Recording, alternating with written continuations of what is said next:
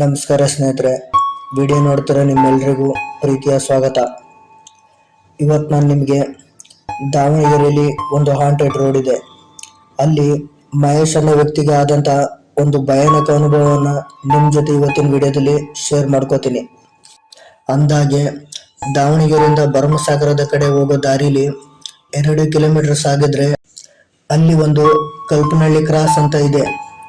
ಈತ ಮಹೇಶ ಕೂಡ ಅಲ್ಲಿಯವನೇ. ಈತನಿಗೆ ಹೇಳ್ಕೊಳ್ಳುವಂಥ ಕೆಲಸ ಕೂಡ ಏನೂ ಇರಲಿಲ್ಲ. ಕೈಯಲ್ಲಿ ಕೆಲಸ ಹಣ ಇಲ್ಲದೆ ಇರೋದ್ರಿಂದ ಮದುವೆಗೆ ಅಂತ ಬಂದ ಸಂಬಂಧಗಳೆಲ್ಲ ರಿಜೆಕ್ಟ್ ಆಗ್ತಾ ಇದ್ವು.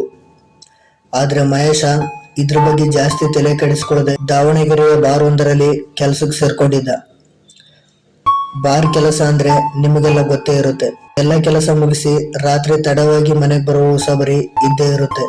ಹೀಗೆ ಮಹೇಶ ಕೂಡ ರಾತ್ರಿ ಕುಡಿಯೋ ಕುಡುಕರಿಗೆಲ್ಲ ಕುಡಿಸಿ ಪ್ರತಿದಿನ ರಾತ್ರಿ ತಡವಾಗಿ ಮನೆಗೆ ಬರ್ತಿದ್ದ. ಮನೆಗೆ ಹೊರಟಾಗ ರಾತ್ರಿ 1ರಿಂದ 2 ಗಂಟೆ ಆಗ್ತಾ ಇತ್ತು. ಹಾಗೆ ಅವನು ಹೋಗೋ ದಾರಿಯ ಬಲಭಾಗದಲ್ಲಿ ಒಂದು ಮುಸ್ಲಿಮರ ಮಸೀದಿ ಬರುತ್ತೆ. ಆ ಮಸೀದಿ ಹಿಂದೆ ಒಂದು ದೊಡ್ಡದಾದ ಸ್ಮಶಾನ ಕೂಡ ಇದೆ. ಇದೇ ಅಲ್ಲಿನ ದೊಡ್ಡ ಸ್ಮಶಾನ. ದಾವಣಗೆರೆಯಲ್ಲಿ ಯಾರೇ ಸತ್ರು ಅಲ್ಲೇ ಉಳೋದು ಸುಡೋದು ಎಲ್ಲ. ಅಲ್ಲಿನ ಒಂದಿಷ್ಟು ಸುತ್ತಮುತ್ತಲಿನ ಜನಗಳಿಗೆ ರಾತ್ರಿ ಸಮಯದಲ್ಲಿ ಯಾರೋ ತಲೆನೇ ಇಲ್ಲದೆ ಇರೋ ಒಬ್ಬ ವ್ಯಕ್ತಿ ತಿರುಗಾಡೋ ಹಾಗೆ ಭಯಾನಕ ಅನುಭವ ಆಗ್ತಾ ಇತ್ತು.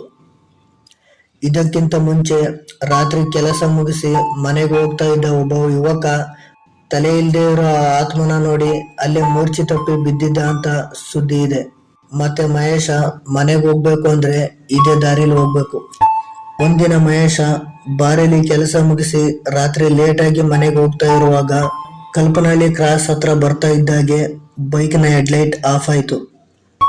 ಮಹೇಶ ಏನೋ ವೈರ್ ಮಿಸ್ಟೇಕ್ ಆಗಿರ್ಬೋದು ಅಂತ ಹಾಗೆ ಕ್ರಾಸ್ನ ದಾಟಿ ಮುಂದೆ ಹೋದಾಗ ಮತ್ತೆ ಲೈಟ್ ಸಡನ್ ಆಗಿ ವಾಪಸ್ ಬಂತು.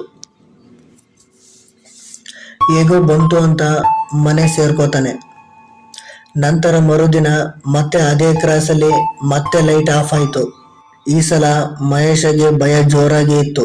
ಯಾಕಂದ್ರೆ ಇಷ್ಟು ದಿನ ಅದೇ ದಾರಿಯಲ್ಲಿ ಬಂದರೂ ಕೂಡ ಏನೂ ಆಗಿರ್ಲಿಲ್ಲ. ಇವತ್ತು ರಾತ್ರಿ ಕಳೆದು ಬೆಳಗಾದ್ರೆ ಅಮಾವಾಸ್ಯೆ ಇತ್ತು. ಸಡನ್ ಆಗಿ ಮತ್ತೆ ಅದೇ ಜಾಗದಲ್ಲಿ ಲೈಟ್ ಆಫ್ ಆಗಿದ್ರಿಂದ ಮಹೇಶ ಗಾಬರಿಯಿಂದ ಮೊಬೈಲ್ ಟಾರ್ಚ್ ಹಾಕೋದಿಕ್ಕೆ ನೋಡ್ತಾ ಇದ್ದ.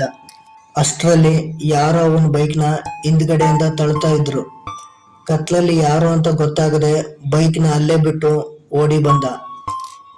ಎದರೆ ಓಡಿ ಬಂದ ಮಹೇಶಗೆ ಪಕ್ಕದಲ್ಲಿದ್ದ ಒಂದು ದೊಡ್ಡ ಮರದ ಹತ್ರ ಒಬ್ಬ ವಯಸ್ಸಾದ ವ್ಯಕ್ತಿ ಕೂತರೋ ಹಾಗೆ ಕಾಣಿಸ್ತು. ನಂತರ ಮಹೇಶ ನಡೆದ ವಿಚಾರ ಎಲ್ಲ ಆ ವ್ಯಕ್ತಿ ಹತ್ರ ಹೇಳಿದಾಗ ಆ ವ್ಯಕ್ತಿ ಜೋರಾಗಿ ನಗೋದಕ್ಕೆ ಶುರು ಮಾಡ್ತು. ಮಹೇಶ ಯಾಕೆ ನಗ್ತಾ ಇದ್ರ ಅಂತ ಕೇಳಿದಾಗ ಆ ವ್ಯಕ್ತಿ ಆತ್ಮ ಹೇಳುತ್ತೆ, ನೋಡು 30 ವರ್ಷದ ಹಿಂದೆ ನಾನೇ ಅವನ ತಲೆನ ಕತ್ತರಿಸಿದ್ದು. ಆ ಜಗಳದಲ್ಲಿ ನಾನು ಕೂಡ ಸತ್ತೋಗಿದ್ದೆ ಅಂತ ಹೇಳಿ ಮಹೇಶನ ಮೇಲೆ ಹಲ್ಲೆ ಮಾಡಲು ಬರುತ್ತೆ. ಆದ್ರೆ ಮಹೇಶನ ಹತ್ರ ಒಂದು ದೇವರ ತಾಯ್ತ ಇತ್ತು. ಅದನ್ನ ನೋಡಿ ಆ ವ್ಯಕ್ತಿ ಆತ್ಮ ಎದರಿ ಮಾಯ ಆಗುತ್ತೆ. ನಂತರ ಮಹೇಶ ಕೂಡಲೇ ಮನೆ ಸೇರ್ಕೊಂಡು ನಡೆದ ವಿಚಾರ ಎಲ್ಲ ಫ್ರೆಂಡ್ಸ್ ಹತ್ರ ಹೇಳ್ಕೊತಾನೆ. ಮತ್ತೆ ಆ ದಾರಿಲಿ ಹೋಗೋ ನಿರ್ಧಾರ ಯಾವತ್ತೂ ಕೂಡ ಮಾಡಲಿಲ್ಲ. ಇದಿಷ್ಟು ಇವತ್ತಿನ ವಿಡಿಯೋ ಇಷ್ಟ ಆದರೆ ಪ್ಲೀಸ್ ದಯವಿಟ್ಟು ಸಬ್ಸ್ಕ್ರೈಬ್ ಮಾಡಿ, ಹಾಗೆ ಲೈಕ್ ಶೇರ್ ಕಾಮೆಂಟ್ ಮಾಡ್ತಾರೆ ಅನ್ನೋ ಭರವಸೆಯಿಂದ ಬೇರೆ ಕತೆ ಜೊತೆ ಮತ್ತೆ ಸಿಗ್ತೀನಿ. Love you, take care, bye bye.